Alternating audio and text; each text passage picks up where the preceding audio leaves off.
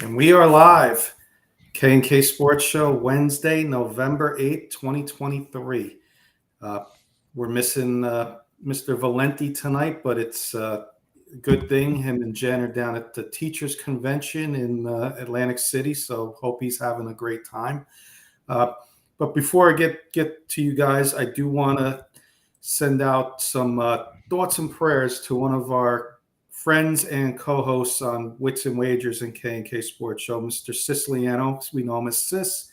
Let's hope for a speedy recovery. He had a little emergency surgery, appendix removed, but he's in good spirits. He's doing well. I visited him today, guys. He's doing great, healing well. So he will be back in full force real soon.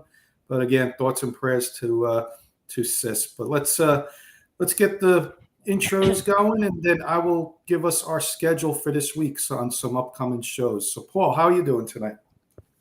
Good. Thanks, Kenny. Evening, everybody. Evening, guys. Sis, we miss you. We love you. Full recovery, and we hope you're feeling better. Second, I'll discuss Daniel Jones tomorrow with Kenny on our Let's Talk New York Giants football, 8 o'clock right here. So we'll discuss Daniel Jones in more detail. And lastly, this past Sunday was the 52nd running of the New York City Marathon. As many of you guys know, I've been a marathon runner, 18 marathons, including 10 New York City marathons. So I just want to congratulate all of the runners who ran. 50,000 runners ran and completed the marathon. But I want to give a shout out to actually two individuals. The first one is Samantha Brack. I think her name is Bracksheet. And actually her married name is Samantha Judge, better known as Aaron Judge's wife, who completed the marathon. And the second individual is Emily Vakos, also known as Emily Rizzo, the wife of Anthony Rizzo. Both of them completed the marathon. Congratulations. They did a fantastic job. And I wanted to acknowledge those two outstanding performances by certainly famous New York athletes. Thanks, Paul. It was a 26 miles marathon. 26.2 miles. Wow. I don't know about you guys, but you said you ran 18 of them, Paul. I think I couldn't do 26 miles combined in 18 marathons. So hats off to you, my friend. Man, I'm telling you, hats off to you. Congratulations. How you doing? Let's go to Carson next. How you doing, Carson?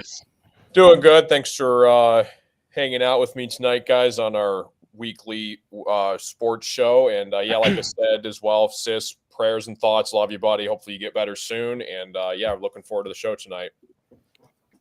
And last but certainly not least, before we get to the chat, Mr. Scoops Woodham is with us tonight. How are you guys? Excuse me. How are you guys doing? As I said, Sis, love you, man. Roll Tide as always, and looking forward to having you back soon. When you said Samantha Brickshake, I was like, there's no way he's talking about that Samantha Brickshake. So that was funny. But no, that's really cool information, Paul. I'm glad you shared that. And Thank you. Yeah, let's have a great show tonight. Kurt, we miss you and hope you and Jen are having a good time at the convention. Absolutely. Eddie Murphy's joining us saying, hello, gentlemen. Get well, Sis. He's also saying breaking news. He's joking about the Giants. Breaking news, Giants trade 2024 first-round pick and 25 first-round pick and Daniel Jones for Josh Allen. And he's also saying that marathon Paul is light work. He's just kidding, though. LOL. Dabo went to New York to get away from that fraud. Yeah. All right. So real quick before we get to the agenda that Paul and I worked on, and Paul's going to get going, I'm going to briefly give you a description of some of our shows this week. Kurt's Broncos show will not be airing tonight at 10 o'clock, like I just said. He's in Atlantic City for a convention. And before I even continue, breaking news, there's Eddie Siciliano saying thanks, men. So he is listening to us from the hospital room. Nice. I know there's a very good kid over there. So glad you're hanging out with us. He appreciates it, he says. Tomorrow we got Wits and Wagers, followed by 6 p.m. Wits and Wagers, followed by 8 p.m. Therapy Thursday, Giants Talk. Friday, Kurt and Jen around 10:30 at night, going to do a high school playoff football show slash recap on North Jersey football high school tournament. And then Saturday, we're debuting a new show, and I'll let Ryan explain what this new show is, and that's going to air at 9 p.m. Eastern time. Ryan, why don't you explain what this show is going to be? Sounds great. Yeah, guys, I'm very excited to announce that What's the Scoop will be starting on Saturday evening. I'm gonna be I'm gonna have a different guest on every week, sometimes multiple guests. Occasionally, I'll be on my own, just talking a little bit about current events in sports. If there's especially going into the off season now, my Yankees and God knows always what they're doing. And Brian Cashman had some comments that fired me up. So there's going to be it's going to be kind of similar to this show, but it's going to be me talking kind of more about my personal thoughts and having a little more interactive kind of spirited debate. Think more of like First Take meets The Herd with Colin Cowherd, and hopefully get some more of that that emotion and get more of that that back and forth going with the people that I have on from week to week. Yeah, that's great. That's going to air at 9 p.m. Saturday, first episode of that show. So Nice. very excited as well. Eddie Murphy saying, thought I would be Sis's nurse at his bedside. So the jokes are coming out. We know Sis is enjoying it too. But Paul, why don't you Eddie, tell us what was that, just Paul? one comment. I just want one comment. Eddie, Sis is expecting you to give him a sponge bath. You're going to be his nurse. Yeah. Good friend Albert Knopper saying hello. Denver Bronco Roundup. Check them out on Tuesday nights. Awesome. Have a great show, guys. Paul, Thank take it you, over. Albert. Give us what we got All going right. on tonight. All right, let's get this show on the road, as we say. We're going to start with Round Ball today and Carson's Corner, talking a little NBA and college basketball. So take it away, Carson. Yeah, thanks, Paul. Yeah, so I got a couple basketball questions for you guys, a couple topics. Shout out to Kenny and Paul for putting together the agenda, because I wasn't sure what to talk about this week, but they threw out this idea. So we'll bring it up. Obviously, NBA season started recently, about 2 weeks ago. And Adam Silver announced, the commissioner of the NBA, they have a brand new in-season tournament.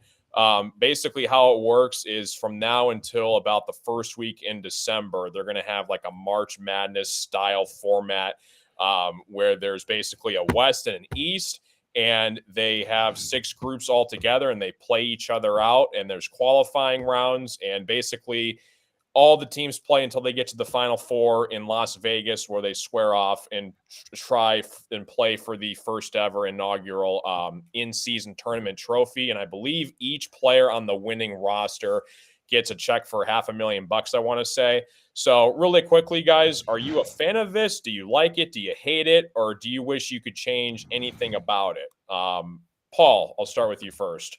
Yeah, thanks, Carson. I'll tell you, when I first heard about this, my first reaction was, what? Why? I had no idea they were even doing this. And it just seems to me it's like the NBA is meeting with March Madness, but it's in December or ending in December. And I'm saying, why is the NBA feeling like they need an in-play tournament in the middle of the season when the league should be able to stand on its own and have supporting crowds and fans supporting the league? So maybe someone can explain to me why this is even being done. I've heard things here and there, but I'm having a hard time even saying, am I a fan, yes or no? And I guess I'm being honest about that. Ryan, what are your thoughts? I honestly had similar opinion to Paul. I did not quite really understand the motivation behind it. If it's like an exhibition thing, then like the the 3-point contest or one thing or another, then I guess I can kind of see some of the logic there. But this is going to be something I think that I have to watch it unfold and see how it actually goes into practice before I can take too much of a judgment one way or the other. And Kenny, your thoughts on the in-season tournament? I like some things, Carson. I'm surprised of some of the things I like. I like the idea of them having a tournament where they play, but I want to see them play consecutive game after game, not have time off and then they play the next game and then they all these games in between. I think it should just be, you want to have a tournament, go for 2 weeks, have this tournament, have a winner. I have no problem with it in that sense, but the way they're doing the finals, like games are going to count, but the final game isn't going to count. So these two teams that make it to the championship game, what if you have an injury in a game that means nothing? you have a freak injury, and it happens all over sports. You have a freak injury in this championship game that means nothing, just money, an exhibition. I don't like. I like some of the other things I like real quick. I like I like the uniform changes. I like the courts are really cool. Some of those things. But you're going to get the players playing because they're going to want, no matter how much money you make, still making $500,000 if you win. That's no chump change for anybody. So I could see all the stars playing in this, and that part I like. But play it consecutively. Don't take time off. Like I'm watching the Knicks game tonight. It's not a tournament game. So you have a tournament game, then you don't. Then you have a tournament game, and you don't. So I don't know. There's some things I would change, but I could see this working in the future if they sit down and really think about it. Yeah, I'm with you guys. I kind of have mixed thoughts on this. I think it's kind of interesting to spice up the NBA basketball world, try to compete with, the NFL, the MLB, try to bring the ratings up. But yeah, I'm curious to see how this plays out. And like you said, Kenny, if Steph Curry gets injured in the exhibition game, and win or loss, and he's out the rest of the year, if I'm a Warriors fan, I would be kind of upset that I lost my star player over a game that didn't really mean much other than just a little in-season trophy tournament. So, that's kind of my thoughts on it. We got a couple more questions. I'll ask you guys switching climates here. Sorry. Let me cut you off for 1 second, Carson. Let me get Eddie's comment and then a question that I'm going to give you from Eddie. Eddie's saying he's still up in the air on the tournament, but from watching the Nets and Knicks game on Friday, they were fun to watch. It seemed to him like the players were playing extra hard. And then he's saying, why not use preseason as the tournament? That's another idea they can think about. Return to Belt saying hello, guys. What's up, Return Belt? Thanks for joining us. Hey. Carson, question from Eddie. I'm going to give it to you. I have a question. As we see this year, Cam Thomas is basically a walking bucket. Do you think Kevin Durant was basically holding him back and telling the organization to hold him out of the lineup? Yeah, it just goes to show what happens when, players come and go out of rosters, and it's all about developing your young core. And Cam Thomas for the Nets has just been absolutely phenomenal recently. He had 45 points against the Bucks, 27 against the Celtics. I think he's going to be an all-star for sure. He's only 22 years old. It's literally could be as simple as just culture change and just players coming and going, but when you have a fresh young core you can start out with, you can really see growth and development. And if you have a star player that kind of comes in, he can kind of hinder that development. So I think definitely him leaving played a big part. Mark Calderio saying, good evening, gentlemen. Good evening, Mark. Hey, Mark. I'm going to throw Kurt under the bus right now. Kurt's getting thrown under the bus right now. I just realized this first picture says play-in tournament. It should say in-season tournament. Kurt, you had convention on your mind. We'll let this one go. All right, guys. Yeah, we'll switch gears here. Staying with basketball, moving into the college world of it all. College basketball season just started a couple days ago. We have a couple different interesting fan bases on this platform. We got Ryan with his Seton Hall Pirates, and we got Kurt with his St. John's, and Kenny, Miami. They're actually ranked number 13. And Paul, do you have a college team you root for? Not really. I mean, obviously a big Notre Dame football fan, but I don't really have a college basketball team that I actually root for. Gotcha. Yeah. So obviously, we just started the season a couple days ago. So a couple interesting programs. My Spartans are ranked number 4, but they just got embarrassed and lost at home to James Madison. Yeah. So I'll ask you guys kind of a way too early. season prediction national champion and a team that you could think could possibly fly under the radar this year as well. We last year the UConn Huskies won it all.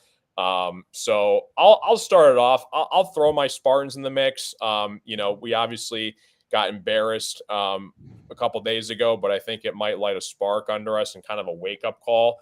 And Izzo in his press conferences this weekend was saying basically it's not going to be a pretty couple days, just basically drilling these guys and making them work and not taking anything for granted. So I think it'd be a wake up call. So what the heck? I'll throw my Spartans in there for the way too early national champs. We have a great roster, and we were ranked top 4 to start the season for a reason. So I'll throw Michigan State in there, and then you know what? I think Kurt St. John's team is gonna make some damage. Obviously, with the big change with Rick Pitino as his coach, a nice core over there as well. I think he's gonna bring St. John's back to life as well. So I'll throw Kurt's St. John's program in there as well. But yeah, just a way too early national champ guys and maybe a sleeper team. Paul, I'll go with you first. Thanks, Carson. I have to tell you, James Madison, they've been undefeated in college football. Mm-hmm. They beat you guys up there in East Lansing. So, I mean, that school has produced some pretty good programs so far. But anyway, you know what? I'm going to stay in the Big East, and I'm going to go with Villanova. Hey, they had a not so great year last year, but they are returning a very good roster. They brought in some big transfers, and I think normally they're going to bounce back. Probably the only question is their coach, Kyle Neptune. Obviously, Jay Wright is no longer there, but I think they're going to come back strong and have a real opportunity to go deep into the tournament. And like you, Carson, I'm drinking the Kurt Valenti Kool-Aid. I'm also going to pick St. John's. Obviously, Rick Pitino is there, and he's going to turn that school around. And they also brought in many very highly touted transfers into the program. So, wake up the echoes of Chris Mullen and Walter Berry. And I think St. John's is going to have a very, very good year. Nice. Ryan, your Seton Hall Pirates, you giving them some love a little bit as a sleeper team? I'm going to hold off on calling them a sleeper just yet. I want to see how they do. This is another year we've got Coach Holloway in there now. But I didn't like some of what I saw from them at the end of last year. So they need to prove a little bit more to me before I go down that route. A team that I feel good about championship wise. I don't want to be too chalky and go Kansas or Duke, although obviously I'm in Jayhawk territory now, so I probably should say Kansas. So yeah, just for the my hometown, I'll say Kansas Jayhawks. But aside from that, I do think that Houston is going to have a better finish this year than they did last year. Nice. And Kenny? Yeah, a couple comments. Eddie Murphy saying Nets fans yelling Dahl Morey at Harden tonight. Good friend, coworker of mine, Morgan, saying hello. I'm sure she's watching with her boyfriend, Noah. Hey, hope Morgan. all's well your way. Noah. Eddie Murphy saying, I don't follow college basketball. If you can tell me who is top 10 right now. I'll look at that, Ed, and I'll get back to you on that. I'm going Big East too, Carson. I'm going Creighton. Heartbreaking loss last year. I'm looking at their roster. They got a lot of seniors back. Ryan Kalkbrenner, 7'1" center. He's going to be, he's 3-year starter now. Another senior, Sammy Osmani, senior guard. Junior guard, Trey Alexander. And then they got a couple freshmen, Sterling Knox and Shane Thomas, players to watch out for. I think this is going to be a very dangerous team this year and a team that can go very far in the tournament. And Kurt, thank goodness he's not on the show tonight. I don't know if Ryan's going to clean sweep it, but I got St. John's written down too as the sleeper. Yeah. Wow. Thank goodness he's not on the show tonight. 11 new players, 10 transfers from Iona, transfers from Kansas. Ivy League Player of the Year. I did some research on St. Yeah. John's, and Yeah. I think this could be a sleeper team. So let's hope he's still at the steakhouse having dinner and he's not watching this Right. portion of the show. We weren't Especially looking if over Ryan each has other's St. John's shoulders, as a right? sleeper. Eddie Murphy saying, Fairleigh Dickinson showed last year who they are. They're going to win it all. Just kidding. Morgan saying, heard nowhere there. Thanks, guys, for listening. Appreciate you both. Cool. But yeah, that's my kind of college basketball take and NBA take, Cool. guys. Should be a fun season, and looking forward to it, seeing how it pans out. Awesome, Great, Carson. great. Great job as Yeah. always with Carson's Corner. Eddie Murphy's asking, is Bronny going to play this season, Carson? Any restrictions? He was sidelined for their first game. I believe he's still dealing with a leg injury, but I would assume, yes, he's going to play the majority of this year. Gotcha. All right, Paul, back to you. All right. Thanks, Kenny. Great job, Carson. Thanks. So let's move over to football. And, everybody loves giving awards. So we're going to talk about NFL midseason awards. It's about 8 games that most teams have played this year. So let's talk a little different awards. And let's start with midseason MVP. And Carson, I'll start with you. Who do you think is the midseason MVP in the NFL? Yeah, I think it's got to be Pat Mahomes as of right now. He's the front runner in terms of odds right now. I'm looking on sports books, and I mean, how can you not? He's the defending MVP. I think Ryan's boy Jalen Hurts is going to be right there, neck and neck with him the rest of the year. You could throw Lamar's name in the mix as well. He's playing great with the Ravens as well. So I think it's between Mahomes, Hurts, and Lamar. But for now, I'll go Pat Mahomes. Okay. Scoops? Just to clarify, who should be MVP or No, it should be who's played well the first half of the season and would be a mid-season MVP. Okay, so it's not a prediction necessarily. I just wanted to have 100%. I just wanted to have Right. 100% straight. Right. So yeah, in my mind, the actual most valuable player should be just that, not the best player necessarily, but most valuable to their current team. And in my mind, anybody who's watched them this year, the best player on the Eagles, I love Jalen Hurts, best player on the Eagles and most valuable to them has been A.J. Brown. I think A.J. Brown is, but also don't count, and again, he'll never get it because he's an interior lineman, but Jason Kelce, if he had any shot of getting it, he would get votes from me because there's no way that they run their ground game if they're running this year without him. Don't forget, this is MVP of the league, mid-season MVP of the league. I know. I'm just. Okay. I just. You've got the most valuable player. I think. Does the best team get anywhere near the best team without those two guys? No. Okay. Kenny? Yeah, Noah's saying Josh Dobbs. I don't know if he's a Viking fan. He might be a Viking fan. They did win last week with Josh Dobbs. Hey, 2 teams. He's come around this year. I'll be all joking aside. He might be most improved player, I think, in the league. If they got that award, that could be most improved player this year for sure. I'm going with the guy on the screen there, not Mahomes. I'm going to go Lamar Jackson. I think Lamar Jackson has, come on these last few weeks,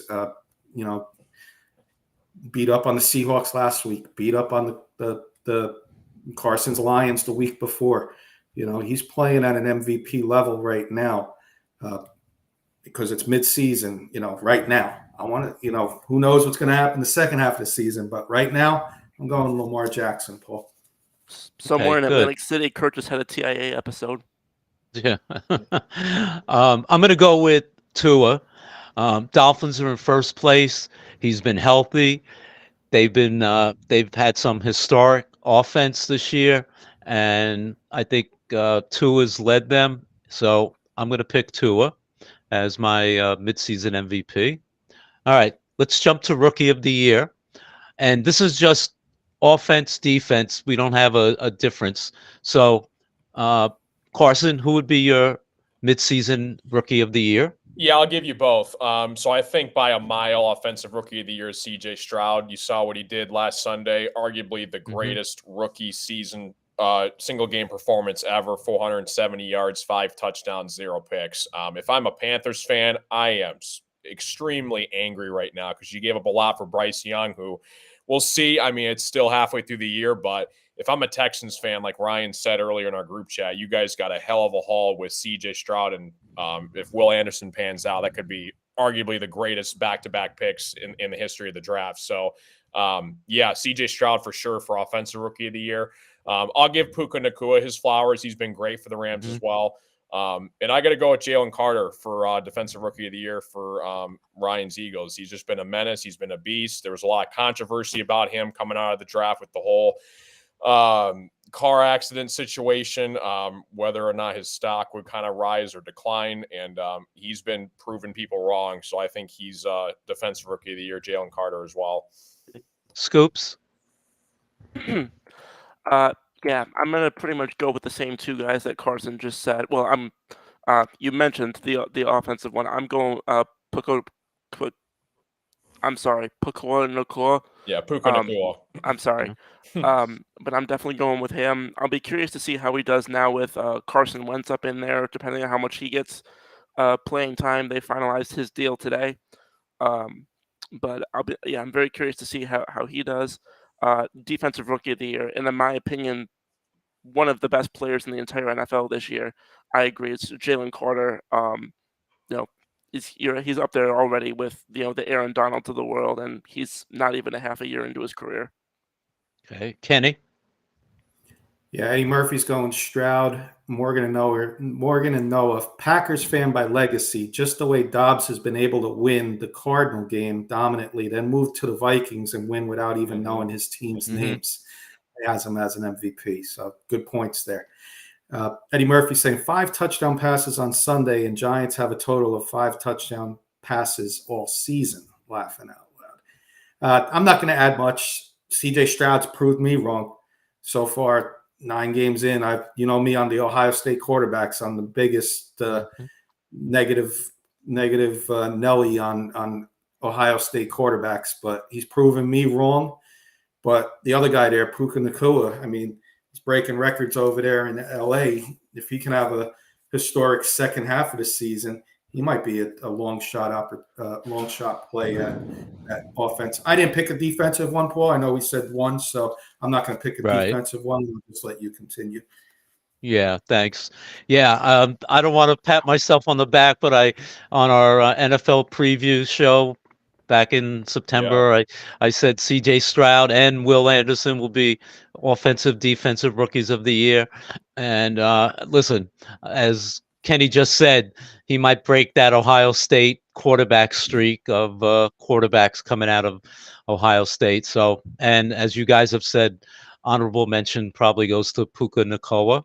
Incredible job for the Rams. Okay. Best offensive player. Carson?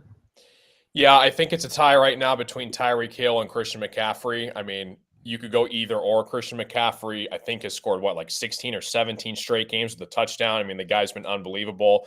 But same with Tyreek Hill. Tyreek Hill could possibly hit 2,000 yards, which has never been done before. The closest was Calvin and Kupp. But, yeah, Tyreek Hill's been absolutely unbelievable for the Miami Dolphins as well. So I think it's a toss-up.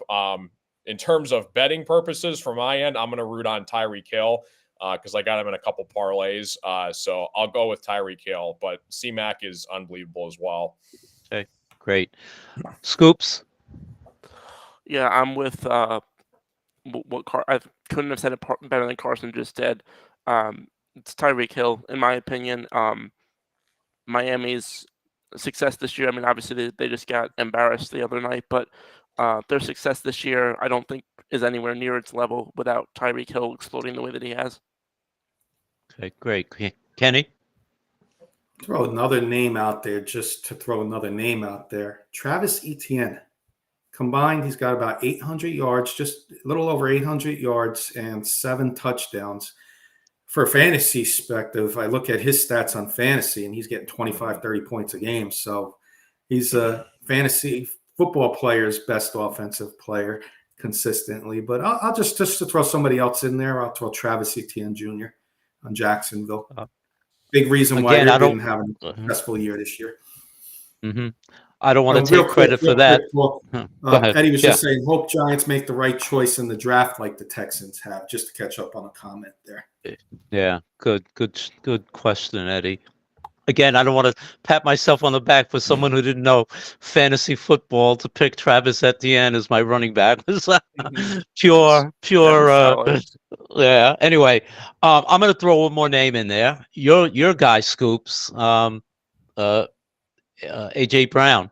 Yeah. I think you got to put him in there. What do you have? Absolutely. Six? I just didn't want to say 3 Eagles today. No, but hey, what has he had? 6 straight games of 125 or more yards. I mean, No, the guys have been unbelievable. Yeah. So I'll throw him in there. All right, let's go defensive player. Carson.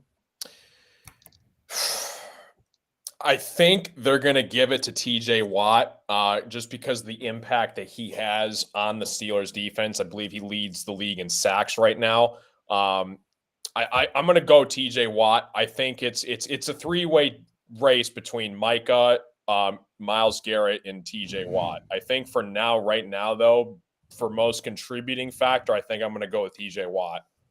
Okay. Scoops.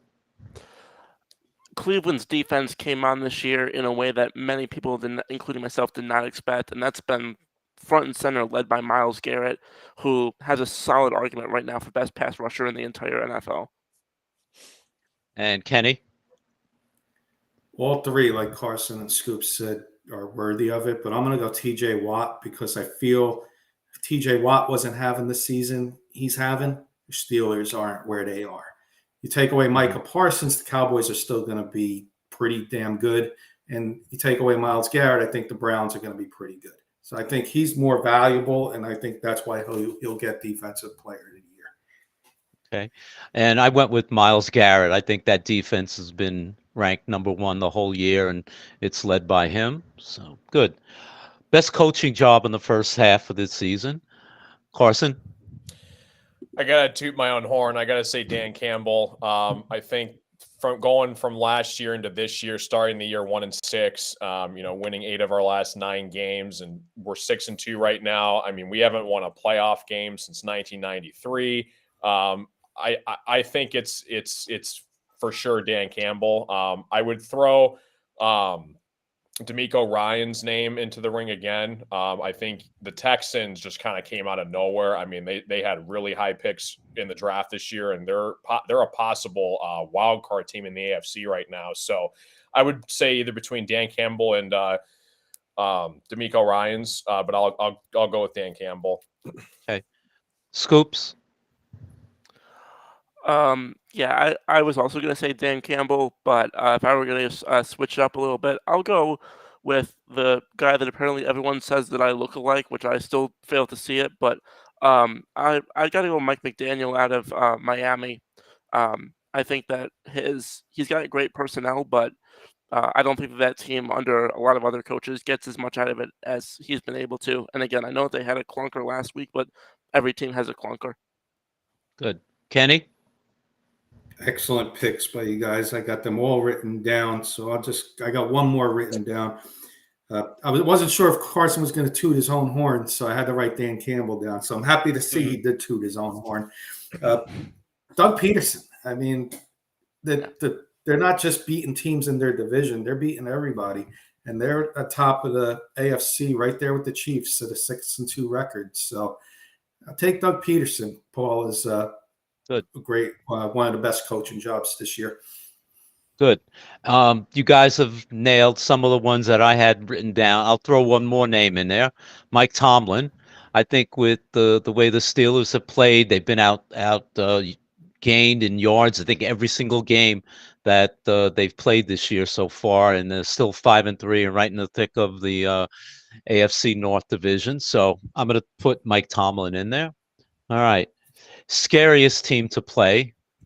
I'll go first. I think the Ravens. You guys have mentioned some of the things that Lamar Jackson's done. Their defense has been incredible so far this year. 39 sacks.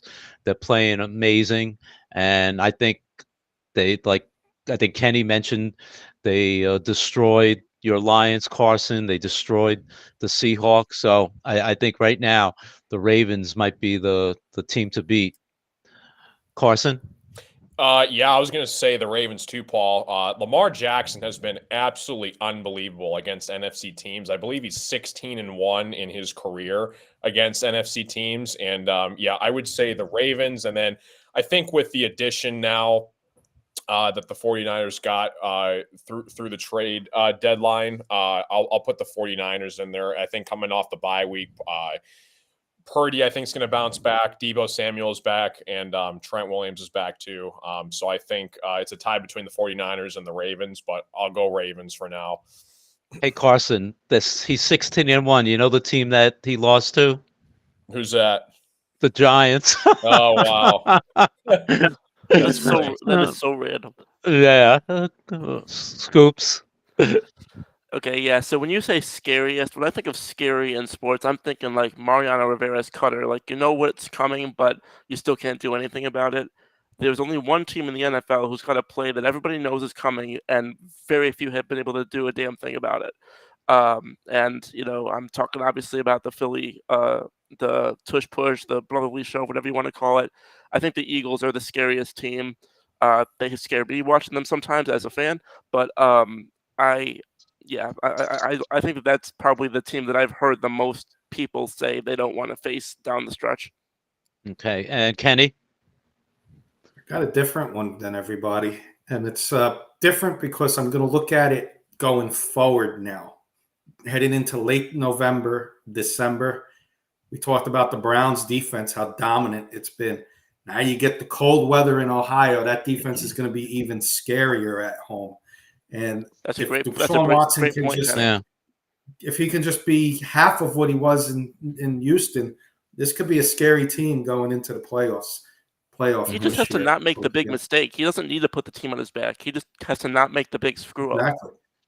And run the ball. Kareem Hunt, pound the ball. That's it. Win low scoring games. But that would be my it's like Kurt's here with us. It's like Kurt's here with us. Kenny, we're running a little behind, so maybe the last two questions we'll just do rapid fire, okay? Most disappointing team, Carson. We'll answer them both. We'll answer them both. So we don't have to go one by one. So we're going to answer both between one. Yeah. Most disappointing team and most surprising team. Let's do rapid fire. Carson? Yeah, I'm sorry, guys. I'm going to go with New York Giants. Disappointing team for sure. And then surprise team would be the Texans. Scoops? Most disappointing team for me is easily the Chicago Bears because I thought that they were going to be the breakout team this year and they suck. Surprising team, I keep going back and forth on a couple different ones. Rapid fire. I'm sorry. Cleveland. Okay. Kenny? Disappointing Giants, surprise Steelers. My surprise is the Texans. My disappointing, my New York Football Giants. All right, that wraps up the NFL, and let's move right into baseball and Hot Stove League with Ryan. Cool. Nice, Paul. Thank you. How y'all doing? So, as you guys know, obviously we've got, the off season just kicked off. We've got a few new managers coming in already, and so one question I wanted to ask was regarding the free agents that are coming on the board now. We've got a few guys. I'm just gonna go through, name them, and just tell me where you think he'll go, and if you want to throw some sort of a prediction out there, money wise, go for it. But mostly teams in terms of where you think they're going to end up. So I'll start with, in the order that I see it, I'll start with Paul.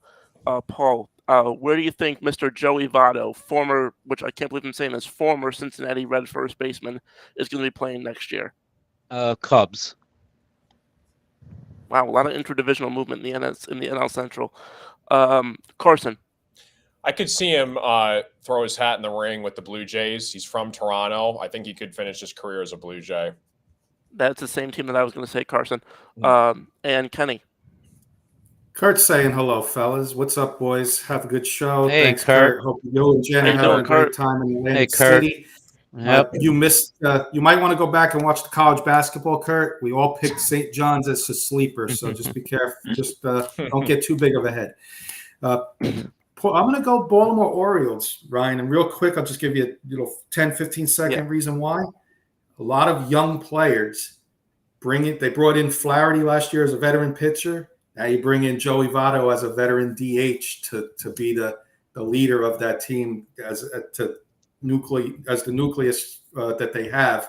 Bring in that veteran to left-handed bat in Camden Yards. I would love that move for the Orioles. Love it. That's fantastic. Next. Sorry, Paul? No. Oh, sorry. Next, this is a guy who hasn't played in Major League Baseball yet. Is coming over at the age of just 25. Yoshinobu Yamamoto. He's a starting pitcher. Has pitched almost 1,000 innings in Japan. His ERA is 1.82. As much as I love Shohei Ohtani, just in terms of pitching, he actually might be a more impressive pitcher coming over than Shohei Ohtani was. So give me your predictions on Mr. Yamamoto, Paul.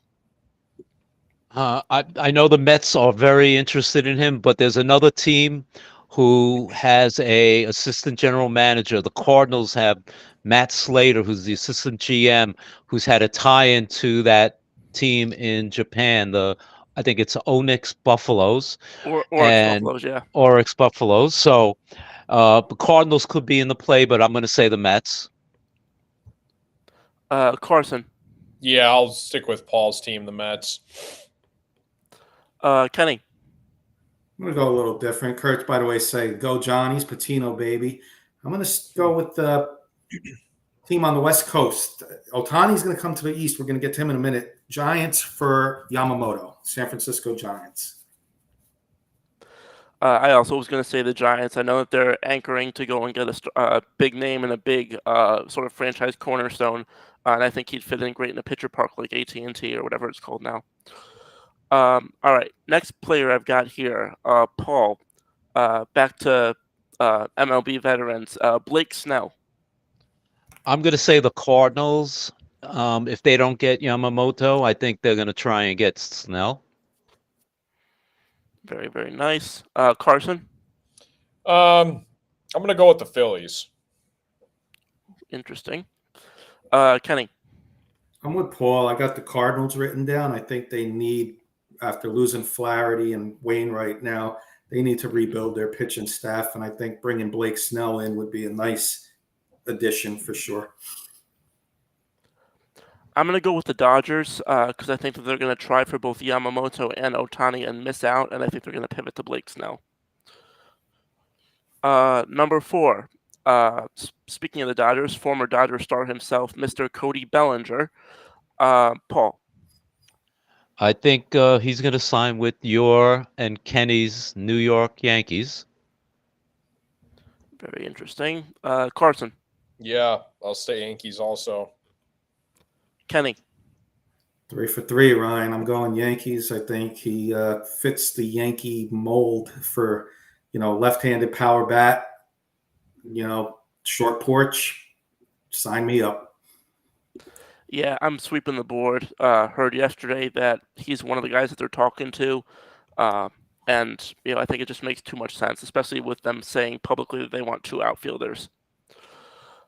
And finally, last but absolutely not least, perhaps the face of the game right now, Mr. Shohei Ohtani.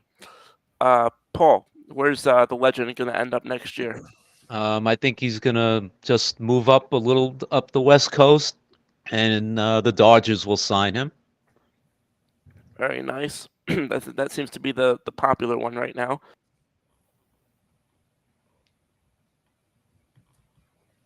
We there? Did we lose? Who's next, Ryan? Me or Carson? I think we lost. Ryan. Carson, you go next, and Yeah. then I'll pick. Yeah. I'll say he stays with LA. I can't see any scenario where the Angels let this guy go. They're going to give him anything he wants. He's going to stay an Angel. And they just hired new manager Ron Washington today. I don't know, Scoops. When you come back, you might have to go. Can you I'm going to hear send me? you out and send you back. Oh yeah, you're there. Okay, I don't know what I did, but okay. All right. So Carson said Angels. Yeah, I'm I going to heard him. go. I'm going to go Paul's Mets. I don't just because they're not talking about it now. Those winter meetings are coming up soon.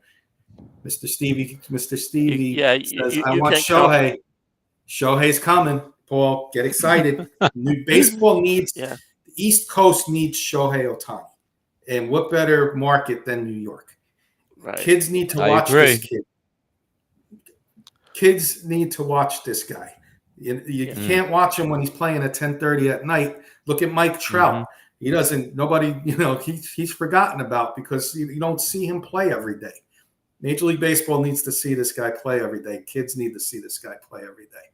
So he's coming to the Mets. Mark it down right now. Mets. Okay. All right. That's great.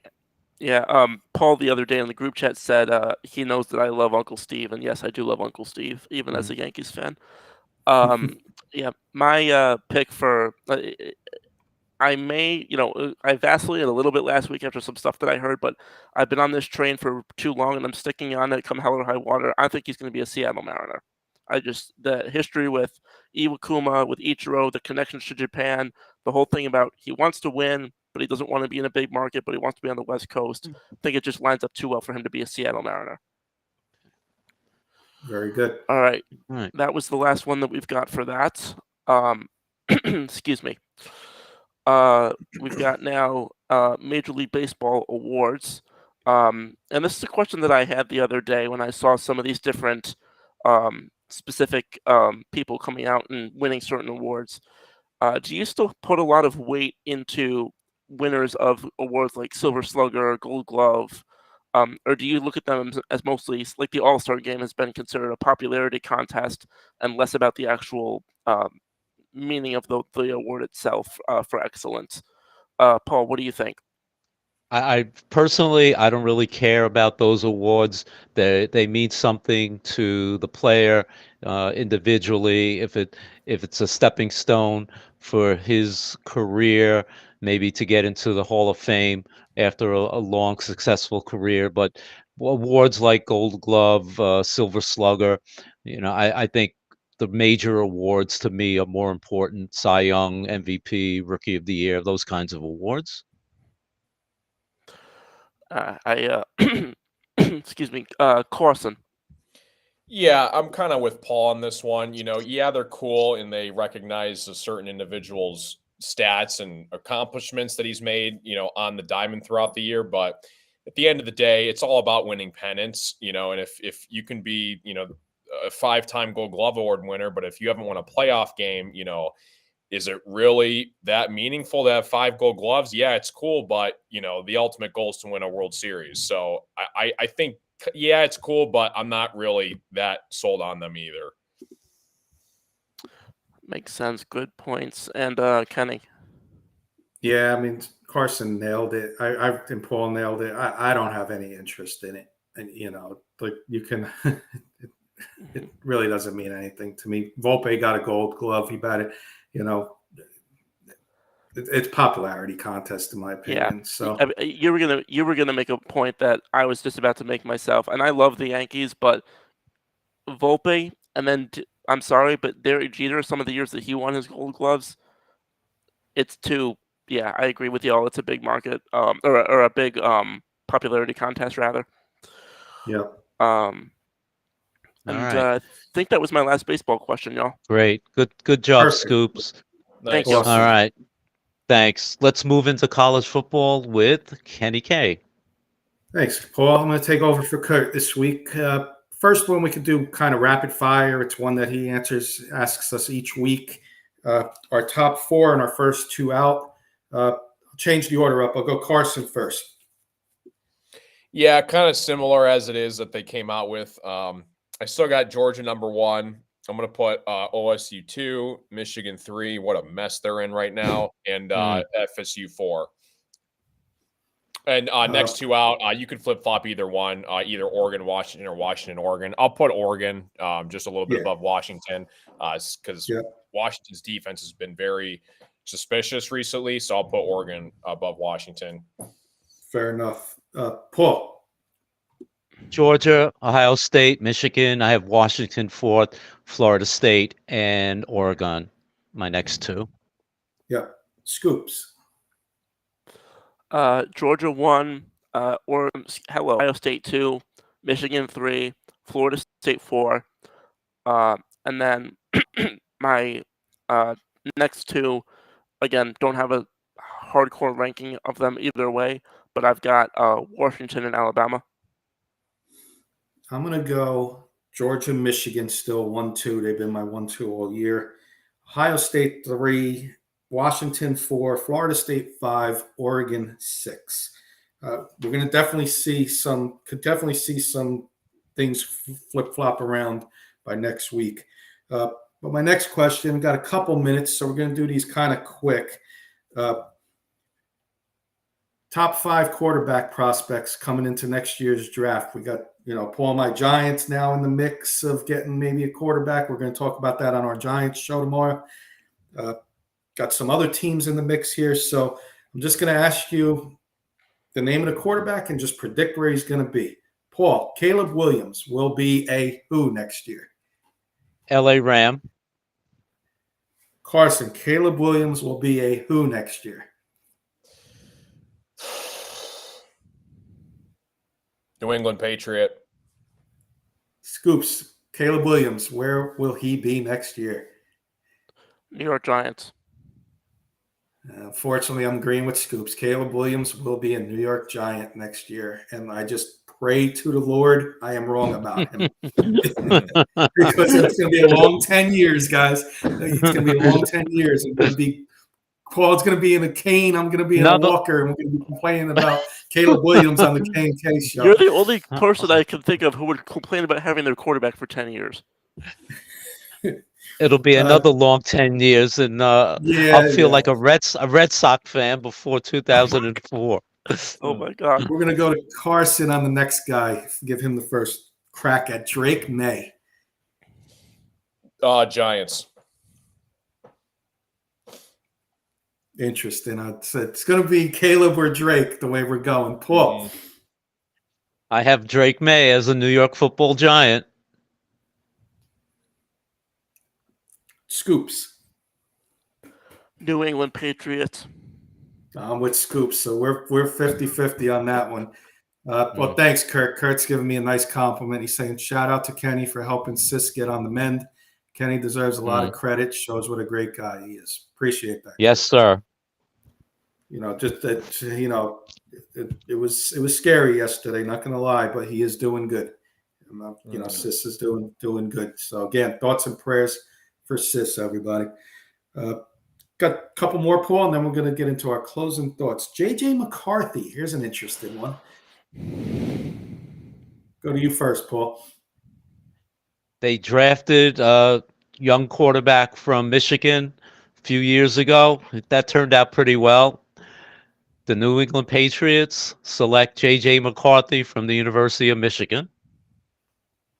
Nice. Scoops. I'm going to go with Tampa Bay Buccaneers. Me and Scoops are thinking alike tonight. That was my pick, too. Oh, my God. And Carson, we'll go with you on the final one on this one. Final prediction. Kurt's going to be happy. I think the Broncos get him, and he sits behind Russ for a year or so. That's a good pick. Two more, guys. Back to Carson first on this one. No, let Scoops go first on this one. Michael Penix. Michael Penix. Pardon me. I'm going to probably go with the Atlanta Falcons. Nice pick. Carson. Raiders. Interesting. They got Aiden O'Connell playing well, we're going to say. But if he doesn't, I like that. I like that spot for him, though, if they're going to move away from Aiden, if they don't trust him. Paul. The Denver Broncos. Everybody's got the Broncos taking somebody, but I don't have the Broncos taking Michael Penix. I think Michael Penix, I hope not for your sake, Carson, but I think he might be going to the Vikings with JJ Jet with Jay Jetta over there. Oh boy, that could be dangerous. But I think he would be good in a dome atmosphere. So Falcons, like Coach Scoop said, or Vikings. Maybe the Lions aren't going to take quarterback. They got Hendon Hooker sitting there. Quick comment from Kurt about the Knicks. Knicks are smoking Wembanyama. Said he thought Garden was bigger. 2 points at half. This is the Mecca, not France or San Antonio, pal. Love you, Kurt. And Kurt, give us a prediction on Bo Nix, because I'm going to go first on this one since you're listening. Bo Nix will be a Denver Bronco next year. Carson. Ram. I'm going to need a quarterback. I like that. Paul. The Falcons. Scoops, wrap up Bo Nix. It's going to depend on them getting rid of their current guy, but I think Green Bay Packers. Packers might be looking for another quarterback as well. All right, boys, that's going to give our little quick college football segment of the week. And anything else college football or sports related, guys, before we get our closing thoughts in? Can I get something in that's kind of sports related? Yeah, we got to make it quick. We got 1 minute before we got to get closing thoughts in, so it's got to be. I'll save it for closing thoughts. I'll save it for closing thoughts then. All right, Paul. Closing thoughts. You take over the order. You be me this week. Thank you so much, Kenny. All right, so you know what? Let's start with Scoops. Go ahead.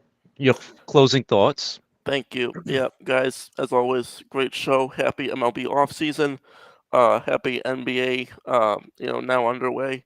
I do want to give a major shout out. You guys haven't seen it yet, or not all of you have seen it yet, but when my logo goes live for my show on Saturday, which I hope y'all will tune in Saturday night for What's the Scoop, the first episode. Shout out to my friend Nicole Gizzy. She did the logo. She way outdid herself for that. She does this. We talk about below seasonings and blends and whatnot. She does her own food work and makes different things. It kind of recreates different recipes in different places.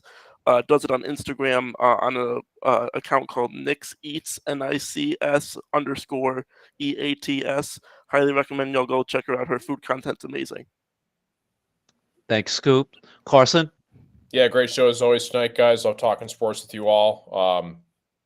Ryan, man, it's going to be us and the Eagles for the 1 seed. Should be a fun rest of the year. Oh, this is going to be fun, Carson. Paul and Kenny, I'm sorry, you guys is number 1 pick. Let's season go. hasn't gone so I don't well. want to tank. I'm not tanking we'll until week 15. I want to win some games. We'll see what happens in the draft. And good luck to you guys as Knicks. And have a good rest of your night, everybody. Thanks, Carson. Kenny, I'll go first. I'll give you the last word. Great show, guys. Again, sis, we love you. Get healthy, and we miss you. And we'll see what happens. We're going to talk about the Giants tomorrow. And hey, what can I say? Kenny? Like you said, Paul, shout out, sis, get well soon. Love you. Shout out to Kurt helping us with the graphics, and shout out to the audience, everybody who commented and asked questions tonight. Shout out to you guys, as always. Paul, Scoops, Carson, awesome job as always. Wits and Wagers tomorrow night. And Carson, if we have a top 5 pick next year, which we should, I want to make it on the air tonight. Draft is in Detroit next year. K&K Roadshow for the NFL draft. Let's go. That'd be sweet. Paul, get your Detroit. Get ready for Detroit. We're coming. Yeah. Cool. I'm not going a mile 8 though. Carson knows what I'm talking about. Yeah. Everybody have a great night, and Wits and Wagers tomorrow night, followed by New York Giants Therapy Thursday. See you all then. See you then. Good night. Good See you night. guys. Good night.